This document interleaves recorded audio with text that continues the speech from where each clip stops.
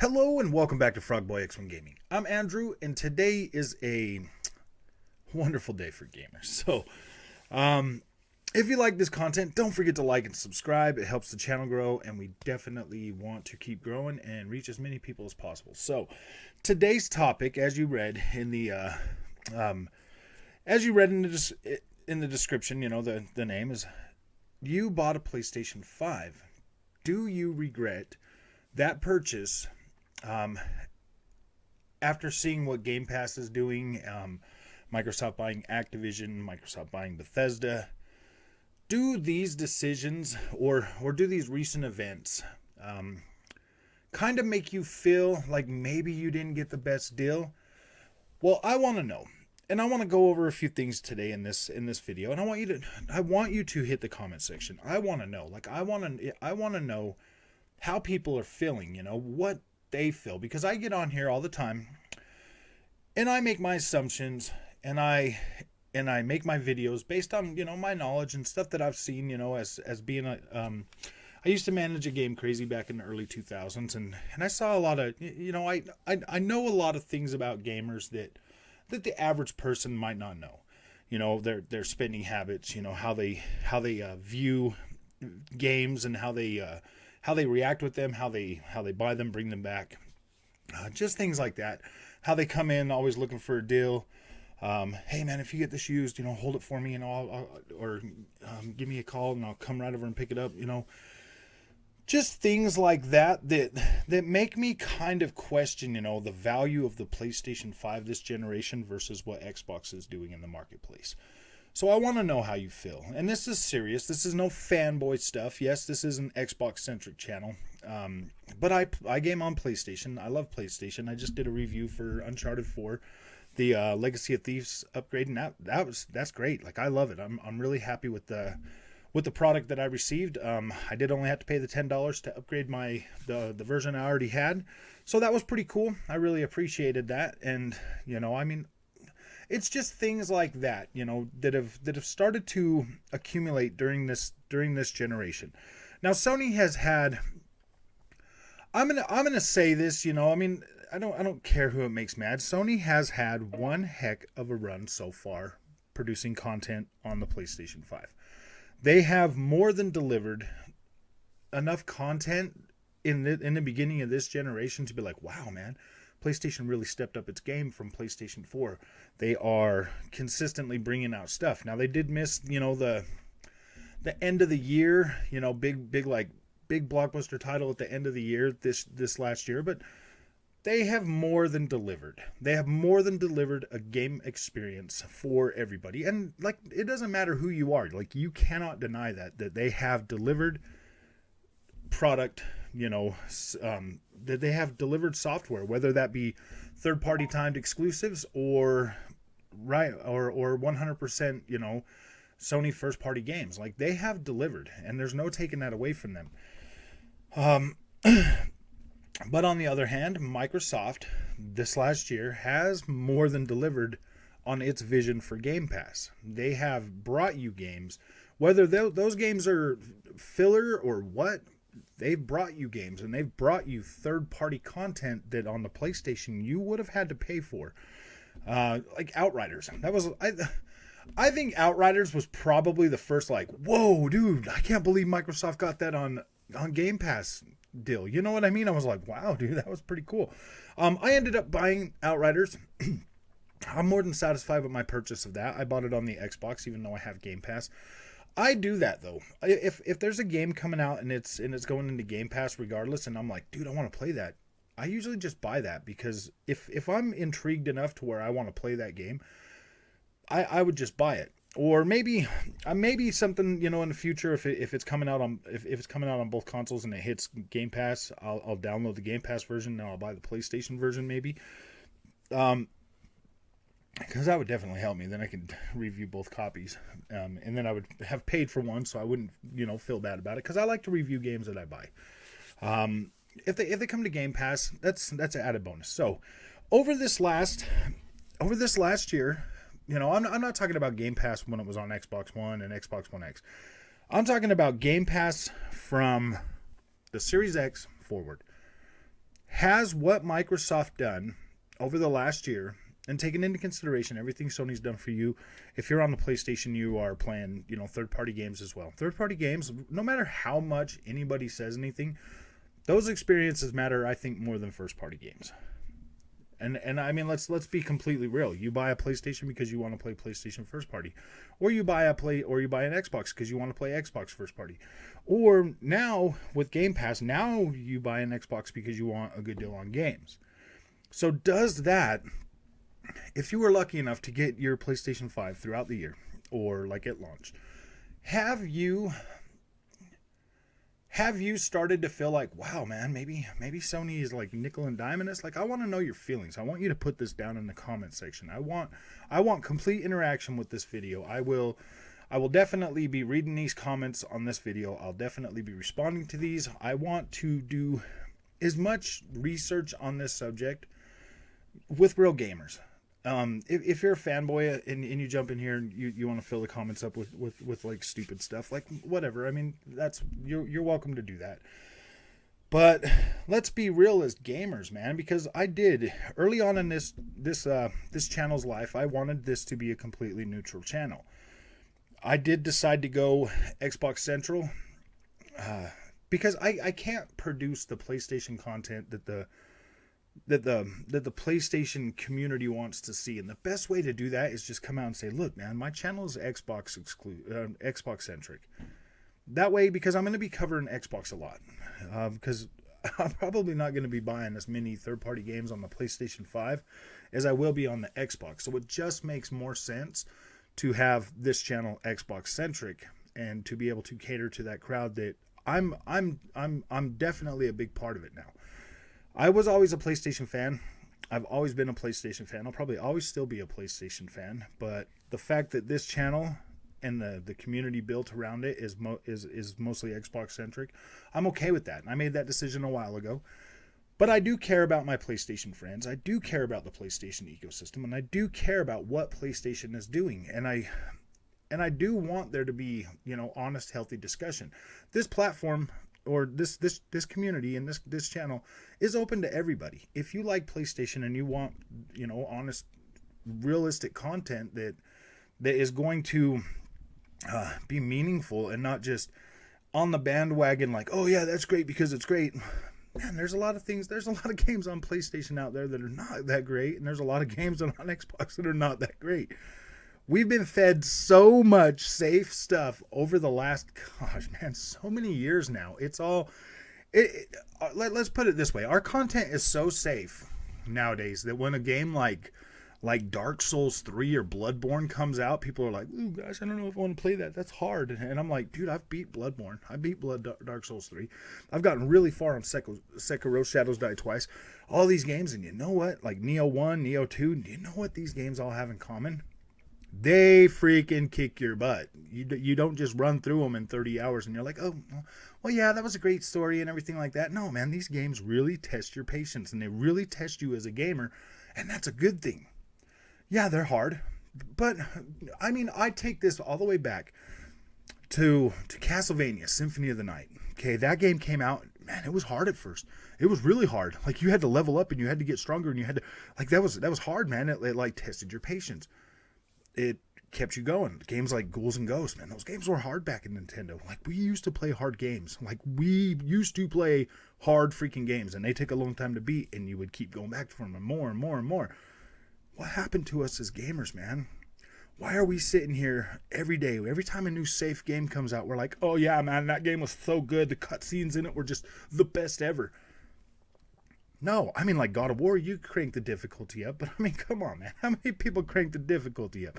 The Last of Us 2, yeah, you could crank it up, but you can make that game so freaking easy that, like, literally nothing can touch you.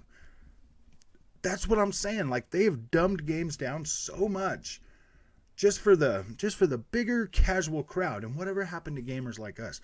What happened to gamers that were like, yeah, man, we're really into games? I burn through so many safe games a year. It's not even funny. And when people are like, oh man, what's your favorite game? I have to literally sit there and think. And I'm like, gosh, dude, I played so many games that are so forgettable because they were so safe that I'm like, man, I don't know. I don't know anymore. Like, I played so many games. It's so hard to figure out which one was the best. That's why a game like The Witcher 3 has gained my number 2 spot for all-time favorite game, because every time I play through that game, man, it's a different experience. It feels like a different experience. I'm more out to like go out and challenge myself and see new things, and it's great. And there's the side content is really thought out. It's really well done. I'm happy with that. I've heard people trying to compare Horizon Forbidden West to The Witcher. I don't know if that's a safe assumption. I don't know if I would go there. I really wouldn't. Just because I'm gonna play through that. I'm not even listening to anybody else's commentary or any kind of stuff. I'm not watching any more video footage or anything like that, because I want to see that game for myself. And that's where we've come to as a generation of gamers. It's like us older gamers, man, we don't necessarily care about that stuff. All of us accept the fact. I accept the fact. Everybody in this community that comes here, we accept the fact that, yeah, new AAA games are going to come out. 100% probably going to be a safe experience.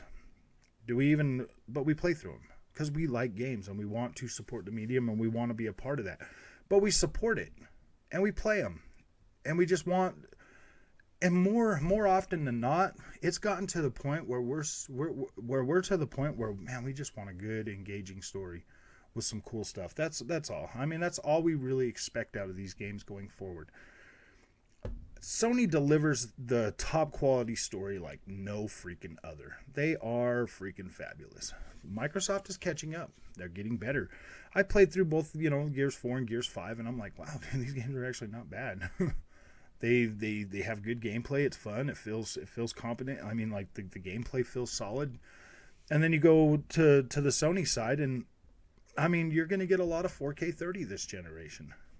It is what it is. I mean, I've been playing through the Uncharted. I'm playing it on my monitor, and I'm getting one heck of a freaking experience. Like, it's 1440p, it's native, everything looks good. I'm blown away with just how much better it feels at 60 frames a second as opposed to what it felt like when it first originally launched. So I'm pretty happy with that experience. But I want to know, in these comments, if you bought a PlayStation 5, do you look over on the other side? Do you think the grass is greener with Gamepass and stuff? Like some of these games that have launched and you've bought on your PlayStation 5 that you could have gotten free on Gamepass, does that make you feel like, man, maybe I should jump ship and get an Xbox Series S, or maybe I should have got an Xbox Series X? I want to know. I want to know how you feel. And this isn't a fanboy thing. This is something for us gamers to talk. And I encourage you to subscribe to the channel and come to the live streams and have conversation with us, because I do those pretty often on this channel because the community is getting bigger and I want to be able to interact with you guys as much as I can. And I usually stay on there for a couple hours. I try to talk to as many people as possible. I try to go through the comments and really see what you guys are saying. When you guys respond, the comments in the comment section, I do read those. And I heart them after I've read them, and then if I heart them, that means I read it for sure. If I heart the comment, that means I read it. I want to be, and sometimes if I have time, I try to respond to as many as I can, but it just depends on my time frame and what I do, because I still work a full-time job too and do this YouTube channel. But I just want gaming to be a thing that we can all come together and be like, whoa, that's good. Like, I want the lines to blur to the point where it doesn't matter what console you have. You just respect gaming. But there's so many fanboys on here on YouTube and on Twitter and everything else that are just constantly downgrading and talking down about those experiences. And I have both consoles. I do play my Xbox a lot more than I do play my PlayStation 5. A lot of that just has to do with the content, most of it being, the first party content that's come out this year. Either they've been short, like Miles Morales for 5 hours, Ratchet and Clank like 10 hours. Demon's Souls, I'm still working on that, and some other games that like Deathloop, I just I didn't lose interest in it. It just stopped being like an experience that I wanted to experience on the PlayStation 5. I'll just wait till it comes out on Xbox and play it on that with a more robust online community of people that will actually play with me and stuff. It's just to a point where I want to know how the community is really feeling about this. I want to know your honest thoughts about what you think Microsoft is doing this generation. Do you think it's good for gaming, or do you think it's bad? Do you think the fact that them putting games on Game Pass that PlayStation players have to pay for, does the Activision deal, does that worry you? Does that make you feel insecure in your purchase for a PlayStation 5? Are you a Call of Duty fan? Does that make you feel like, wow, man, maybe I should have got an Xbox? The truth is, I don't see Microsoft as an evil company, and I think that they would probably keep something like Call of Duty cross-platform. Like, I don't see any reason for them to not do that. Are they going to keep coming out every year? Hopefully not. Hopefully they do switch it to like a couple years and give you time to actually play the game and really have fun with those and really get the most enjoyment out of your Call of Duty purchase as possible, because that's been a big thing, man. Like, I hate having to buy a new Call of Duty every year because I rarely have enough time to like really sink into Call of Duty, and 2 years would give me enough time to really experience that game and have fun with it. I feel like by the time I start to get into Call of Duty on these annual releases, by the time they're fixed and patched and ready to play, to the point where there's a new game coming out, like, I just never feel like I have full opportunity to play those. Bethesda deal. Does the Bethesda deal, now knowing that those games are exclusive to Xbox, does that in any way, shape, or form affect your judgment on if you should have bought an Xbox? Is that going to encourage you to pick up an Xbox 2 this generation?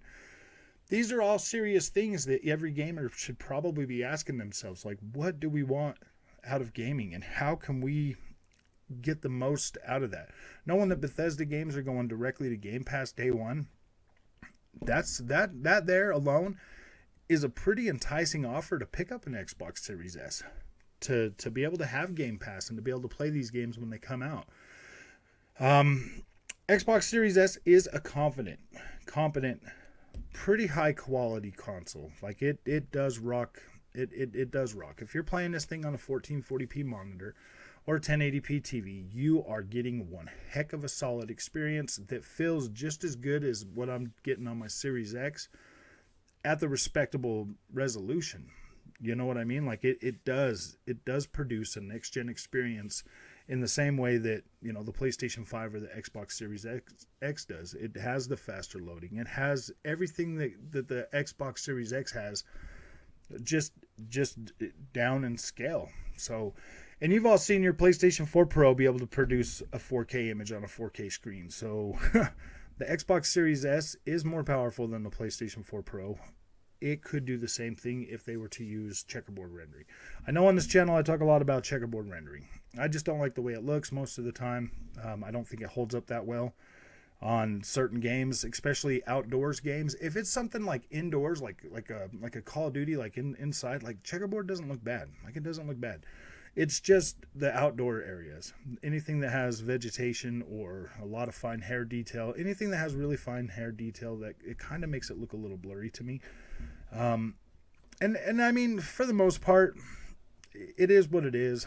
I mean, we'll find out exactly how much I love it or hate it when Horizon Forbidden West comes out, because as far as I know, Guerrilla Games was the ones that kind of invented checkerboard rendering. So I'm curious to see how that game turns out. So I know this is a little bit longer video, but this is kind of an important topic, man. Like, as a content creator, I want to know my community, and I want to know what how people are feeling, because my intentions are not to make anybody mad, or not to come out here and just like completely hype up Xbox and forget about PlayStation, because I love PlayStation. They brought me over 25 years of joy to my life of playing video games.